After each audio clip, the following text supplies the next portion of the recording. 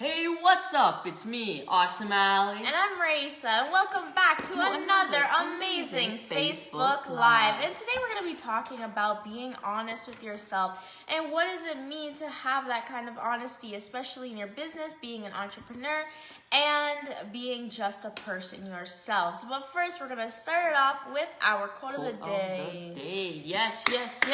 I'm very excited for today about self-honesty, like my sister said. So I'm going to be reading a quote by Frederick Lenz, who was an American teacher who actually taught something he termed American Buddhism. He said, self-honesty is not putting yourself down or feeling sorry for yourself. Self-honesty is looking at the things as they are and being compelled to make changes. Raisa, perspective? I really like that, Ali. I think one key word here is being compelled. Sometimes when you're in a state of self-honesty, you might actually become self-critical. And we're going to talk about that in a minute. But when you come to really try to find those changes in yourself, if you are just not fascinated with the idea that something needs to change in your life, you most likely won't go 100% into that changing or into the person that you want to become. And I think we tend to underestimate that yes, we can push ourselves and we can push ourselves to change, but there definitely has to be that spark of being compelled to change and having it. When you're, for example, if you're writing out your vision, if you're not compelled enough to that vision, perhaps it's not there 100% for you to go after it, and you just got to keep finding your way. So I really like that part. What do you think, Ali? See, I kind of agree with you there, except I like how he says it's not about putting yourself down or feeling sorry for yourself.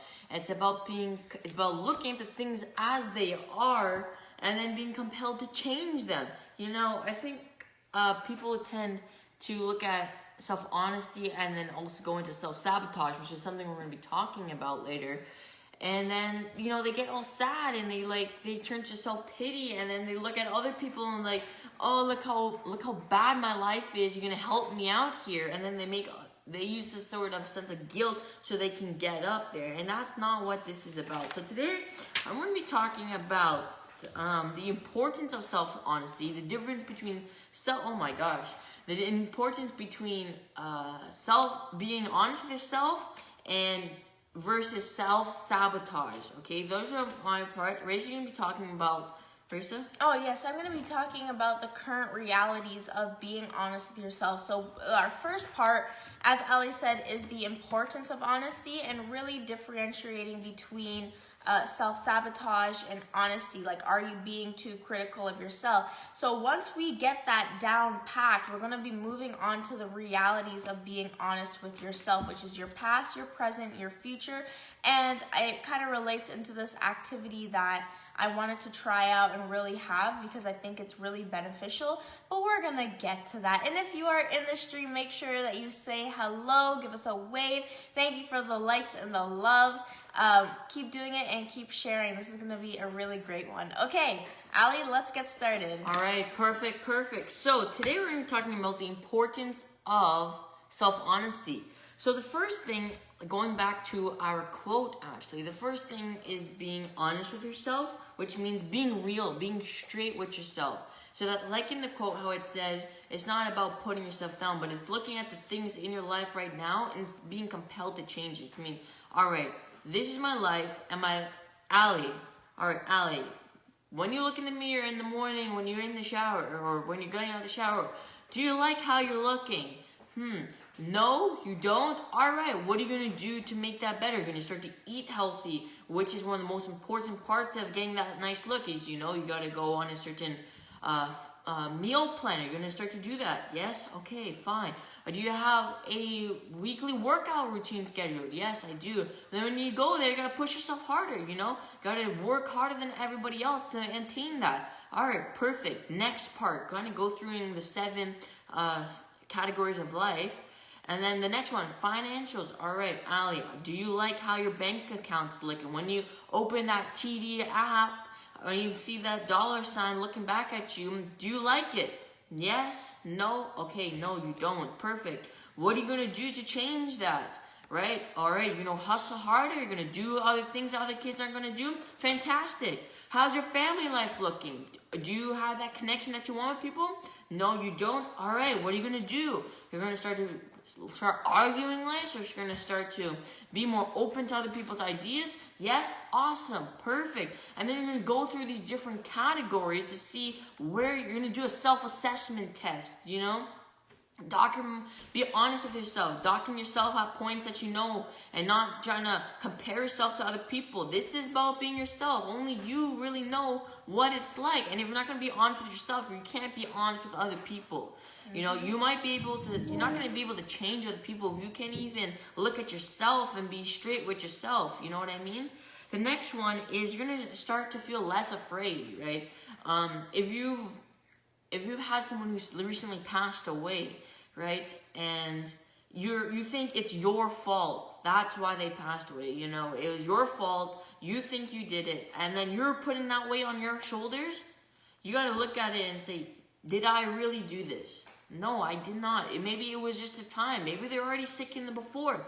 Were you there with them? Yes, I was. Did you do everything you could? Yes, I could. And if you think you didn't, that's not true. You most likely did do everything you could to help that person at that time in those situations that you were in.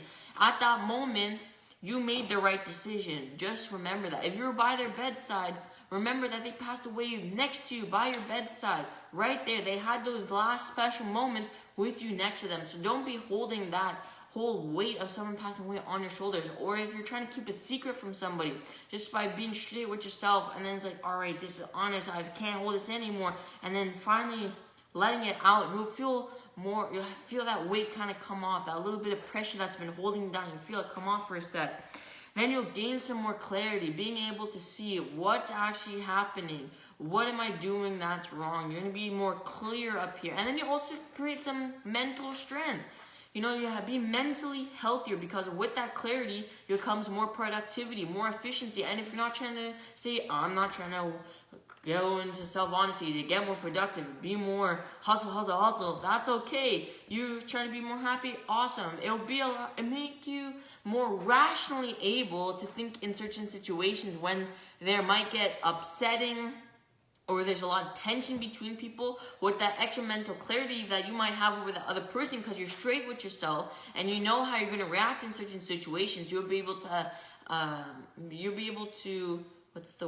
handle it differently than that other person and than your past self. So those are the benefits. That's important of being honest with yourself, is you're being straight with yourself. You're looking at your situations in your current life and saying, can I do better? You're going to go through 7 categories of your life, right? Then it's about being less afraid. You'll be less afraid. You'll be more open to sharing your story. You won't feel like you're hiding something every time you're talking to someone, It's not like you're lying to somebody anymore, because you're all right. Yes, I'm not perfect. I'm not the best at everything. I don't have all the experience, but I'm learning. It's about being honest. It's about being, I don't want to use the word honest back, but it's about like, all right, this is how it is right now. And then you'll gain the clarity, you'll be more productive, and you'll be mentally healthier. But what's the big difference with being honest and versus self-sabotage? Now, in the quote, it was talking about how it's not about putting yourself down and feeling sorry for yourself. No. That's kind of self-sabotage. Being honest gives you the benefits I just told you about, and it gives you that more honesty that you can give with other people, right? You can be talking and you can be yourself. You can be genuine with those other people, rather than if you're trying to hide something. So you get the benefits with self-honesty. And with self-honesty, if there's work to get done, you better do that work, or else you're just being unhonest with yourself. You're creating more tension. So if you're staying with yourself, you have that sense of integrity with your word. That's a big one. If you don't have integrity backing your word when you're being honest with yourself, then what are you really changing? Nothing. So that's a big one, is to have that integrity behind your word. When you say you're going to wake up at that time and read those books, you actually get down to it. And next one, what the difference with self-sabotage, like I said, is putting yourself down. You're trying to create self-pity. If you're one of those people that when something happens, have you heard, Raisa, that there's people out there who will go through something, right? They'll analyze it, and instead of making a difference, they'll tell other people about their horrible problems so other people can then lift them up. Have you heard about this? No. It's crazy. Like, I hope you guys haven't heard. I hope you guys hear about this. I'm sharing this message with you. If you've heard about this, drop it down. But people will go through a horrible experience or even go through a little minor experience at work or in the traffic jam. They want to tell everybody about what's happening. They want other people to say, what? Really, Reese? You got cut off while driving? Oh my God. They'll hold on to the smallest things I want to share with the world. And that's not okay. And if you're trying to be, when you're looking at your life right now, don't start to cry about it, okay? Don't start to say, oh my God, my life is horrible. What am I doing? And then get into a doom and gloom setting. No, that's not okay, right? And if you need someone to be next to you to make sure they can like look you in the eye and say, this is what's happening, get somebody like that to help you there. Even when you're looking at your life, sometimes you might get into a sense of depressed moods, right? You're like, I don't have that money right now. You're right. There's an expectation of I'm supposed to get it at this age, right? And I was listening to Grant Cardone today and about his 10x rule, where it's like if you have a goal here, 10 times it, right? And the two things about it is creating something bigger than your abnormal goals. And why people fail is they tend to underestimate how much effort is actually needed.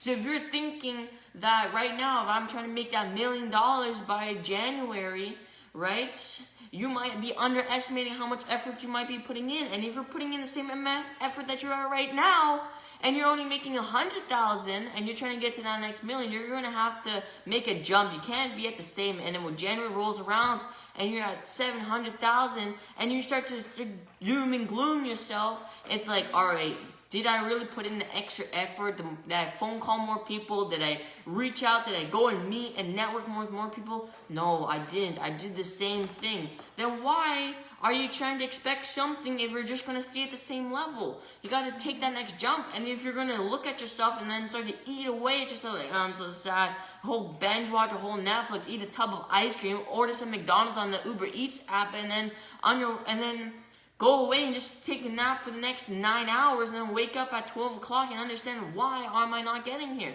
Well, look at your situation, see what you're doing, and then make a change about it. So those are the kind of difference between self-sabotage and being honest. Self-sabotage is like, if you're a healthy person and you're not at the thing, you start to eat more junk food and you quit your diet and the meal plan, that's self-sabotage. Or if you're a business person, you start to destroy, you start to get rooted to your employees, and the employees get rooted to your customers, so you start to lose business. That's self-sabotage. Something you built up to a great momentum. It might not be there at that moment, but that does not mean that you got to go back down. That means you just got to put in some extra effort to get it to that peak.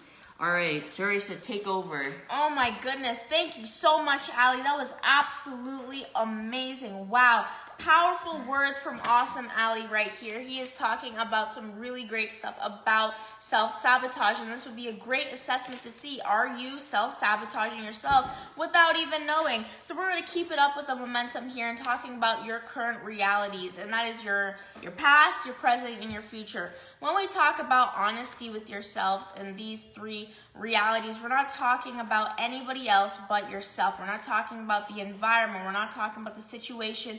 We're just talking about you. And what that happens is when you're meeting yourself in the past, sometimes it's good to hold on and sometimes it's good to let go. So as Ali's talking about self-sabotage and you reflect on your past, what were the habits, what were the things that you did that started to create that self-sabotage or that really harsh critic in your head that happened in the past? Like, you will have situations that shape you, but at what point do you take away the lessons and do you take away the feeling of the critic, of the ego, and what that's happening to you? So when you do visit your past and you're picking up on these lessons and you're picking up on these like good memories and all of these stuff, make sure that if you know there's a door in your past that really unlocks your critic, your self-sabotage, more negativity, leave that door closed. Because I've said it before and I'll say it again, if you're not strong enough to enter that door and come out the same way, you are going to hurt yourself, whether it's going to be in your business. And I think when we talk about entrepreneurship, there's always this point where you need to self-assess what your values are, what your morals are, where you came from, and how did you become who you are today, and what you want to happen. So we're gonna actually move into that with after your past goals and your past self, it's gonna change into your present self. And this is the stage of awareness and action. This is why I call awareness and action, because as soon as you let go of you're out of the past reality, you're in the present one, you are now raising your standards, raising your expectations, and also evaluating what your values are in this present time. So being honest with yourself, like Ali says, is assessing, what, if you're trying to be healthy, what's your diet plan or meal plan? What's your exercise plan? What do you do to keep yourself healthy? And when you're also being in this present reality, you're having this kind of vision, but it's also changing at the same time, right? We talked about that. I think last week we talked about your ideal self, and it's always going to change and blur away from your vision every time you change in your present. So if you want to become like this really great entrepreneur, and you're like, I'm going to be an early bird in your vision, because that's when you're going to be able to just meditate and have silence. And yet, in your present reality, you're waking up at 8 a.m. expecting that you're like, oh, well, I have no silence, I can't meditate, blah, blah, blah, I can't do this stuff. Well, now your ideal self that wants to wake up at 5 a.m. is slowly blurring away because of your present reality, decisions and habits and what you're doing right now. But then we move into your future self. Yes, thank you. We're on the same vibe right now, the same energy. When we move into your future self, this is the planning stage. So this is what you want to feel like in the future. This is who you want to be in the future. And you also, when you're planning, excuse me, oh my goodness, I gotta get some water. Get some water there. Yeah. I kind of, to touch on your past self for a second there, actually. With the past situation that you've gone through, one of the biggest things you can do is to take responsibility for your actions, for your circumstances that you've experienced. To look at the situation that you're living right now and say, all right, this is because of something I've done. It can be like our mentor, James McNeil, right? He talks about, when we at first talked to him about this, he was like, best thing you can do is to take responsibility for all the circumstances you've ever experienced. Take at least 1% of responsibility. It doesn't have to be, say, everything that's bad that happened to me is all my fault and then start self-sabotage. No. It's about taking responsibility, cowboying up, as Kevin Hart puts it, and taking that 1%, if that's as much, or taking the 10% of responsibility for your circumstance and for your outcomes. If you lost your job, or if you were, if you're having a tough time with your relationships right now, right? All right, well, look at it. Okay, am I being the person that other person needs right now? No. Did I do what they asked me to do? No. Could I have done something different in this situation? Yes, I could have. All right, to take that action and cowboy up and then change it. So that's where their future comes in, right? So take it away. Oh yeah, let's go back. So thank you for bringing up that point, because it comes into your future self. How are you going to take responsibility for your actions in the future? Because everything is a plan, everything is a setup, and you have control over it. Sometimes you don't, sometimes you do, but you got to worry about those things there. So let's just get back into it. So as Ali has popped up onto the screen, there are tickets here. We're gonna go into that in just a minute, actually, because as we're talking about these realities, I created this activity that I wanted to do in our new Master Our Vision program. And this, What? Yes, oh my What? God. Say that again. Yes, in our Master Your Vision program that our first program that we're hosting.